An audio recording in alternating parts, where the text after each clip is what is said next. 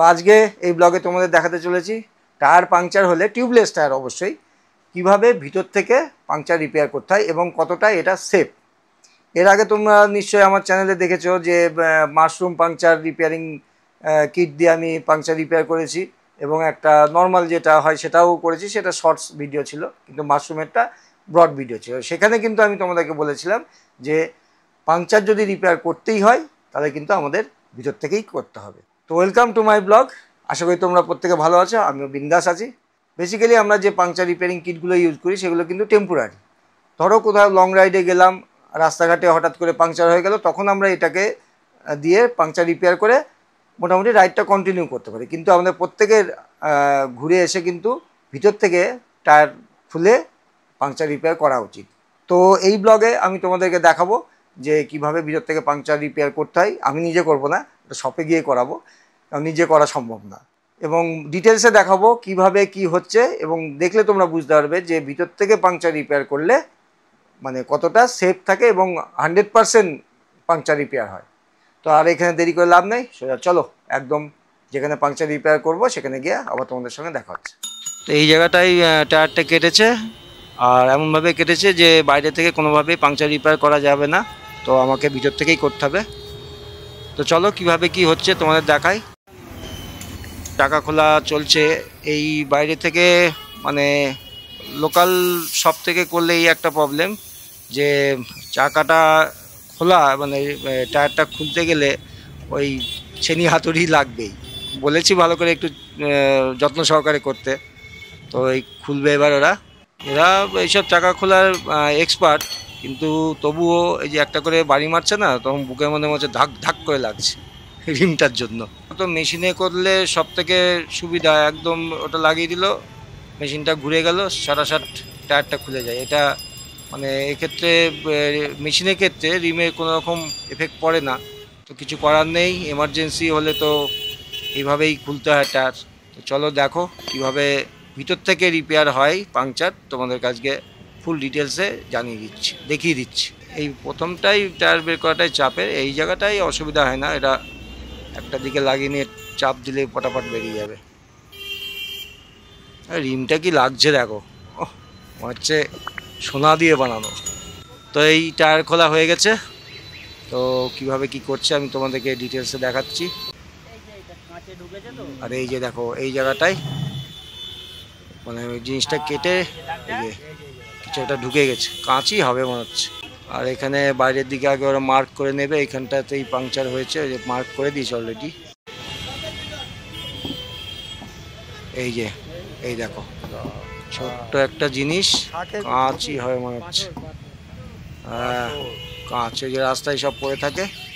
প্রথমে ওরা কি করছে, এখানটায় ওই যে ঘষার যে মেশিনটা আছে ওটা দিয়ে জায়গাটাকে আগে সমান করে নিচ্ছে।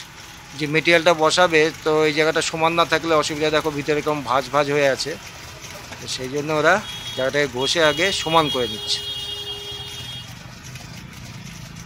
এই জায়গাটা একটা, এটা মনে হচ্ছে ওরা কুইক ফিক্স যেটা বলে, মানে ফেভিকুইক না, কুইক ফিক্স একটা আলাদা ইয়ে থাকে আঠা, সেটাই মনে হচ্ছে লাগাচ্ছে। এটা ফিক্স দিয়ে ওই যে টায়ারটাকে ওরা ঘষে যে ডাস্টগুলো ছিল সেই ডাস্টগুলো দিয়ে ওই ফুটোর জায়গাটা পুরো বন্ধ করে দিল।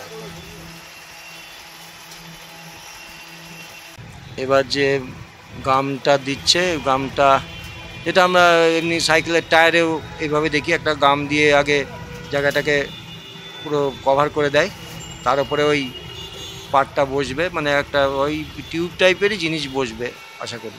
এটাকে পুরো মাখিয়ে দিয়ে খানিকক্ষণ মধ্যে রেখে দেবে, শুকিয়ে যাবে, মানে হাফ শুকোবে, তারপরে ওই জিনিসটাকে চিপকে দেবে। ওই যে ওটা আনতে গেল মনে হচ্ছে, ওইখান থেকে খোঁজাখুঁজি করছে। এটা গোল টাইপেরই জিনিস হয়। আর দেখো এদিকে পুরো টায়ার, সব রকমের টায়ারই রাখা আছে, ঠিক আছে, জেনুইন মালই পাওয়া যায়। এই যে নিয়ে এসছে, হ্যাঁ ওই যে গোল টাইপেরই জিনিস, এটা ভাবছিলাম। লেখা আছে E3।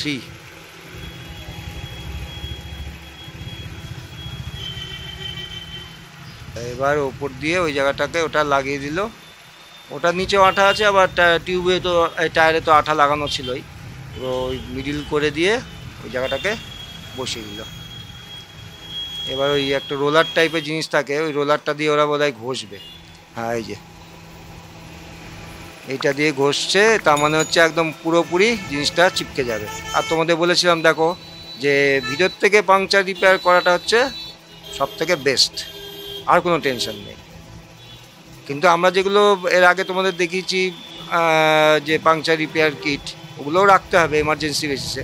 যখন লং রাইডে যাব, হঠাৎ করে যদি হয়ে যায়, তখন তো আমাদের দোকান খুঁজে বের করা, সেখানে হবে কি না, এবার চাকা খুলতে পারবে কি না, সেসবও ব্যাপার আছে। তো আমাদের রাইড কন্টিনিউ করার জন্য ছোটোখাটো ওই কিটগুলো সঙ্গে রাখতেই হবে। তো এই হয়ে গেল। এবার আবার এটাকে রিমে সেট করবে। সোনার রিম, গোল্ড রিম পরিষ্কার করে দিল, যেভাবে খুলেছিল আবার সেইভাবে ওরা লাগিয়ে দেবে। তবে যাই বলো, এই ক্রসবক্স দেখতে একটা আলাদা লেভেলের, এত সুন্দর লাগে দেখতে ক্রসবক্সটা। অনেকে জিজ্ঞেস করে যে ভিতরে টিউব আছে, না, টিউবের আর কোনো গল্প নেই। তো এই হয়ে গেল রিমের সাথে টায়ার সেট। এবার হাওয়া দিয়ে চেক করে নেবে।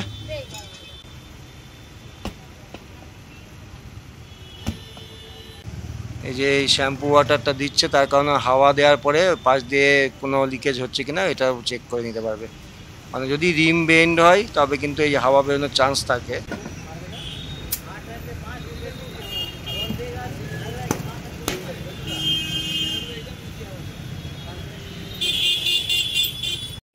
হাওয়া দেওয়া কমপ্লিট। যে জায়গাটায় হয়েছিল পাংচার, সেখান থেকে তো কোনো রকম বাবল বেরোচ্ছে না, দেখে নিচ্ছি আমরা। এইবার হচ্ছে চাকা সেট তো হয়ে গেছে। এবার ফুল নাট টাইট হয়ে যাচ্ছে। আর মনে করে এই যে চাকা খোলার কিটটা যত্ন সহকারে রাখতে হবে। আমার একটা সার্ভিস সেন্টার থেকে হারিয়ে গেছিলো, তো আবার ওদের কাছ থেকে গিয়ে নিয়ে এসেছি। ওরা ওদের স্পেয়ার ইয়েটা দিয়ে দিয়েছে। আর এই হচ্ছে দোকানের লোকেশান, একদম যশোর রোড। আর এই যে ডান দিকেরটা এইদিকে চলে যাচ্ছে কালিন্দির দিকে। তো এই ছিল আজকের ব্লগে। আশা করি তোমরা ভালো করে বুঝতে পেরেছো যে পাংচার রিপেয়ার করতে গেলে একদম ভিতর থেকে করাটাই সব থেকে সেফ। পাংচার রিপেয়ার করার পরে কিন্তু আমি 2-3 দিন অবজার্ভ করেছি যে কোনোভাবে হাওয়া লিকেজ করছে কিনা। তো ব্লগটা আজকে এখানেই শেষ করছি। আশা করি প্রত্যেকে তোমাদের ভালো লেগেছে, এবং ভালো লাগলে কি করতে হবে জানোই তোমরা, আমাকে সমর্থন করতে হবে, আমাকে এগিয়ে নিয়ে যেতে হবে। তো এরকমই নেক্সট কোনো ব্লগে তোমাদের সঙ্গে আবার দেখা হচ্ছে। Tata, bye bye from Dumdum.